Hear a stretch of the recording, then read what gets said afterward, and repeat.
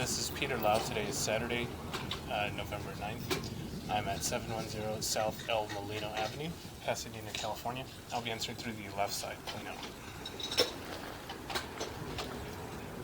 So this is the driveway on the left side. It's open. It's all locked up. And in a brief moment, we will be transitioning to the end of the sewer line, as that provides the clearest video.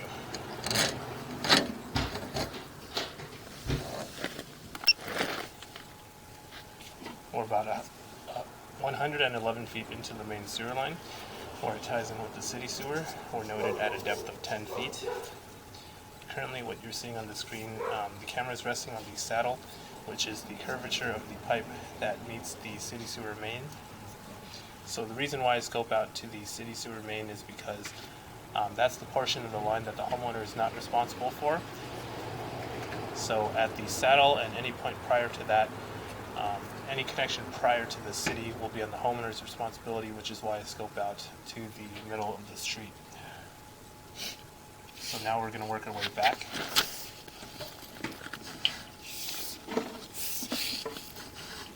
Currently working our way back from clay piping, as that's very typical to see. Most cities will use clay for their sewer line material. Things that I'm looking out for offsets, cracks, and root intrusion. Those are some of the more common things to find within this kind of piping material.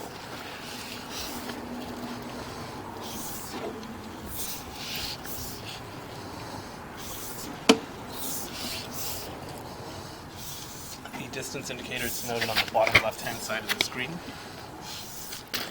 So as I'm pulling back, that number will be decreasing.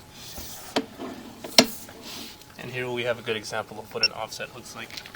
Basically, the joint that connects two sections of clay piping together becomes offsetted over time, typically due to earthquakes, heavy construction, and things of that nature. And that's typically what allows for moisture to seep out of the pipe. And then if you have trees or plants growing in close proximity, that's typically why you get roots growing into the line.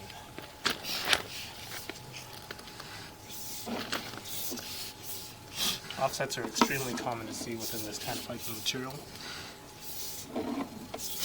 And you will be seeing this throughout the clay portion of the line.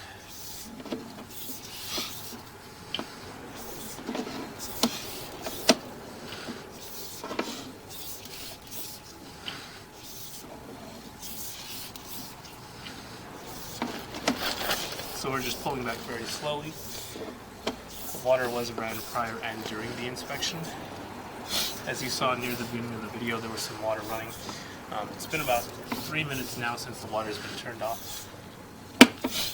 And I run the water to check for a few things, looking out for any stagnant water in the line, as that could cause, or as that's an indication that there might be a negative slope. That's where sediment and debris can collect. So it's a little bit hard to see here, but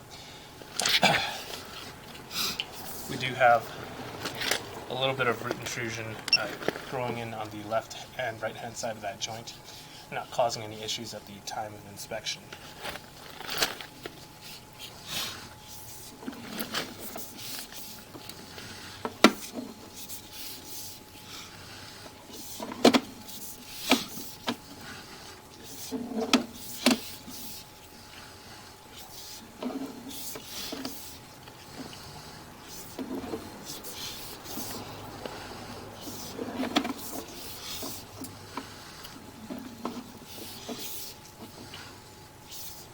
Still working our way back from clay piping with about 80 feet remaining.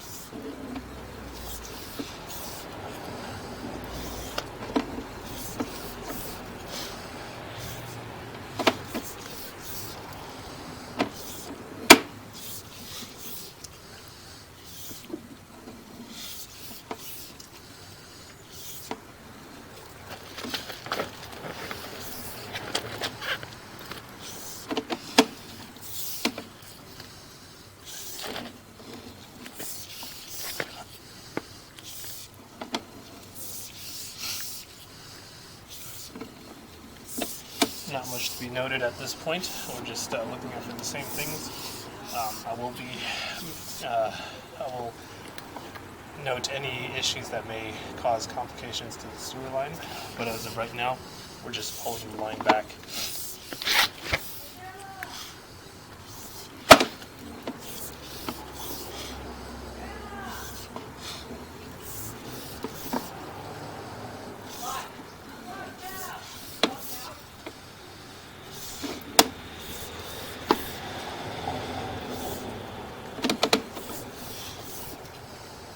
Making our way back from a turn.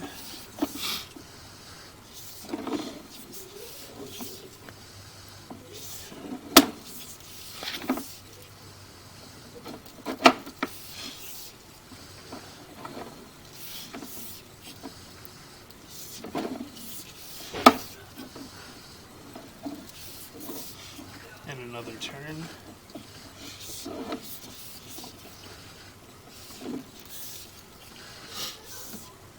And at about 45 feet, 44 feet, you have a transition of materials. So we're going from that clay piping to cast iron. Cast iron is indicated by the year that this property was built. You'll typically see this material anywhere between the 1970s and prior to that. Scaling is observed within the cast iron portion of the line. Scaling is not causing any blockages at the time of inspection. And scaling is a buildup of minerals of the cast iron material. And over the years, it'll get kicked onto itself.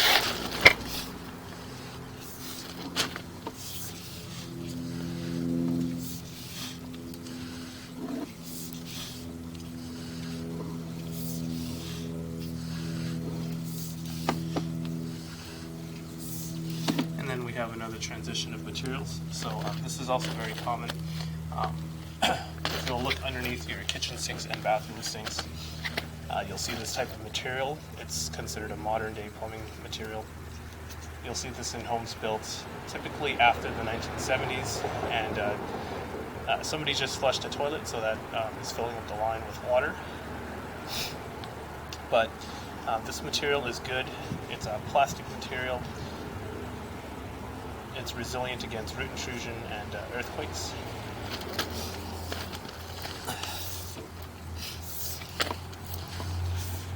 So it's not uncommon for there to be cast iron and then sections of ABS if there's been work done to the line.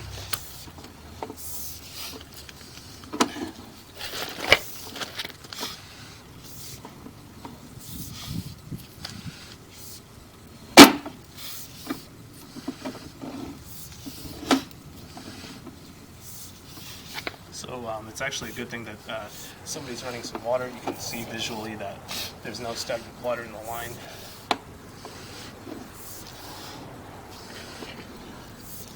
Making my way back from the turn. And then we do have some grease observed within the line.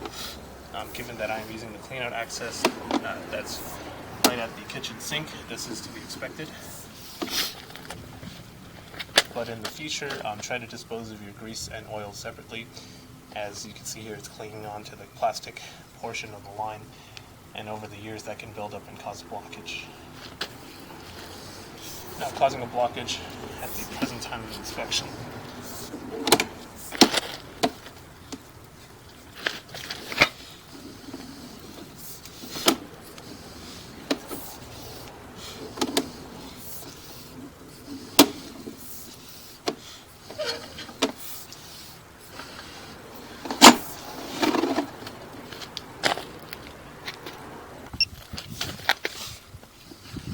The screen is a little bit blurry now because the camera head has touched some of its grease and it's not water soluble, so I can't shake it off.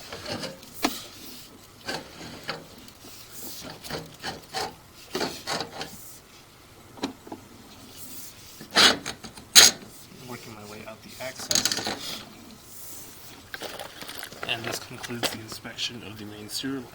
If you have any questions or concerns, please do not hesitate to call, text, or email me. Thank you.